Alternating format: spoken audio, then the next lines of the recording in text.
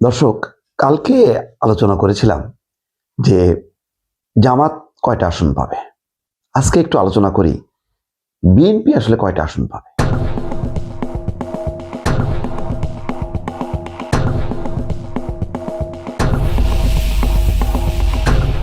বিভিন্ন জরিপ আপনারা দেখেছেন, আন্তর্জাতিক গণমাধ্যমগুলো Washington Post, Reuters, the Economist সবাই ফোকাস দিয়েছে যে তারেক রহমান প্রধানমন্ত্রী হবেন। কিন্তু কয়টা আসন পেয়ে, মানে কোন রকমে 151টা আসন পেয়ে, 160, 70, 200, 210 কতটা, এটা কিন্তু কেউ নির্দিষ্ট করতে পারেনি। বিভিন্ন রকম জরিপ হয়েছে। কালকে দেখেন একটা জরিপে বলতেছে বিএনপি পাবে 210টা আর পাবে 45টা। আবার আরেকটা জরিপ বলতেছে 101টা পাবে বিএনপি, 105টা পাবে জামাত। এটা একটু ব্যতিক্রমী জরিপ, এটা বাদ দিলে বাকি সব জরিপগুলো বিএনপির পক্ষে আসে। কিন্তু আসন আসলে কয়টা পাবে, এটা নিয়ে কিন্তু গত কয়েকদিন আমি বিভিন্ন জনের কাছ থেকে আলোচনা করছি। আমি কালকে চ্যানেল 24-এ আলোচনায় ছিলাম, সেখানে গোলাম মাওলা রনি, সাবেক এমপি এবং রাজনৈতিক বিশ্লেষক, তার একদম সোজা সাপটা কথা, যদি স্বাভাবিকভাবে নির্বাচন হয় বিএনপি বিপুলভাবে জিতবে।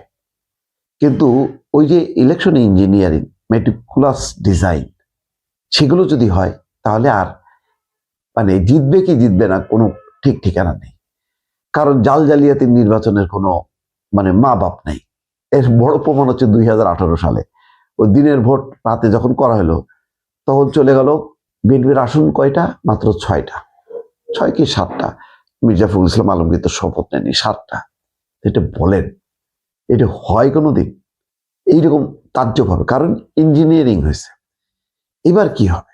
এবার যেটা শোনা যাচ্ছে যে প্রচুর মাইগ্রেন্ট ভোটার, অর্থাৎ এক একটা অঞ্চলে জেতার জন্য ডিজাইন অনুযায়ী 20, 25, 30 হাজার ভোটার নেওয়া হয়েছে। কেউ কেউ বলেন জামাত কিছু আসন নির্দিষ্ট করেছে 150+, সেখানে সারা দেশে নেতা কর্মীদেরকে জড়ো করেছে, ফলে শরিকরা আর কোনো সাপোর্ট পাচ্ছে না, না টাকা পয়সা না কর্মী সাপোর্ট, কারণ সব তারা চলে গেছে। এবং ওই নির্বাচন কমিশনকে প্রভাবিত করে হোক বা যেভাবে হোক না কেন, আইনানুগ পন্থায় হোক, তারা এক অঞ্চলের ভোটার নিয়ে গেছে আর এক অঞ্চলে। এগুলি হলো ইঞ্জিনিয়ারিং বলে বা মেটিকুলাস ডিজাইন, কি বলে আমি এগুলি বুঝি না, কিন্তু অর্থাৎ কারসাজি যদি হয় তাহলে কিন্তু আসলে ভিন্ন কথা। তাহলে কি হবে? তাহলে কতটা আসন পাবে বিএনপি? আমি বিভিন্ন জনের কাছ থেকে যেই ধারণা পাচ্ছি, তাতে তো দেখা যায় বিএনপি 170 থেকে 210-20 এরকম আসনের একটা, খুব কনজারভেটিভ হিসাবে 170, আর খুব উদার অনেক পাবে এই হিসাবে 220টা, 170 থেকে 220টা। কিন্তু জয় নিশ্চিত, আসন কতটা সেটা কেউ বলতে পারছে না।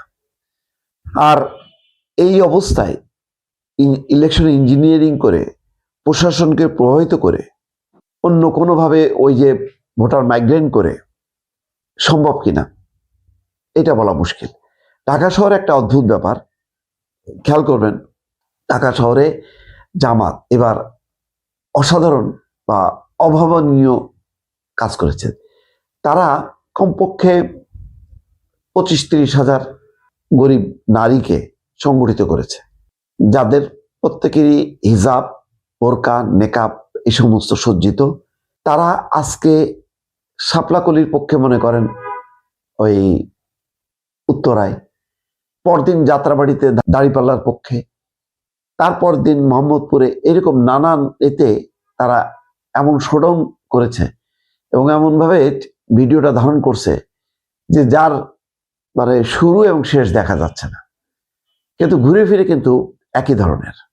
যাই হোক, এটা হয়তো তাদের একটা কৌশল, এটা তো আপত্তি করার কিছু নেই, এটা করতেই পারে।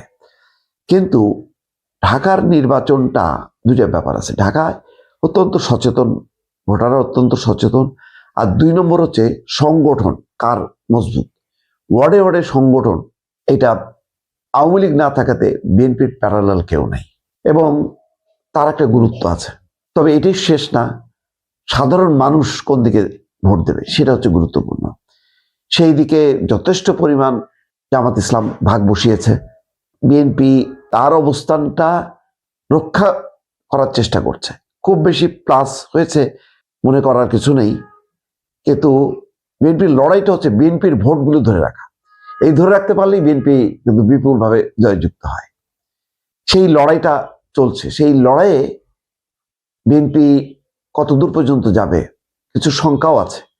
যেমন বোরকা নেকাবে ভিতরের পকেটে একটা ব্যালট পেপার জমা ঢুকাইতে, যে তার সাথে কি আরো 2-3টে একসাথে ঢুকাই ফেলে কিনা, এই জায়গাগুলো কিন্তু একটা নিরাপত্তা দিক দিয়ে হুমকি। আপনি যারা বোরকা নেকাব পরে তাদেরকে আপনি বেশি চেকও করতে পারবেন না।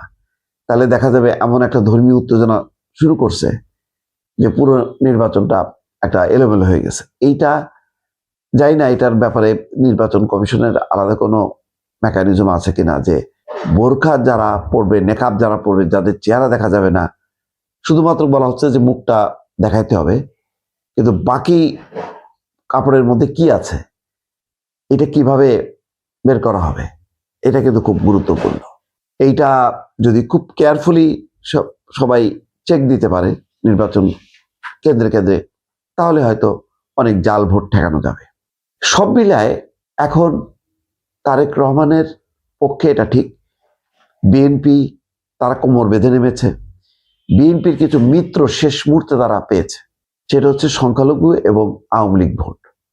আওয়ামী লীগ বুঝতে পারছে যে আসলে যতই জামাত ভালো মানুষই দেখাক না কেন, নির্বাচনের পর ক্ষমতায় আসলেই তারা অন্য চেহারায় আবির্ভূত হবে।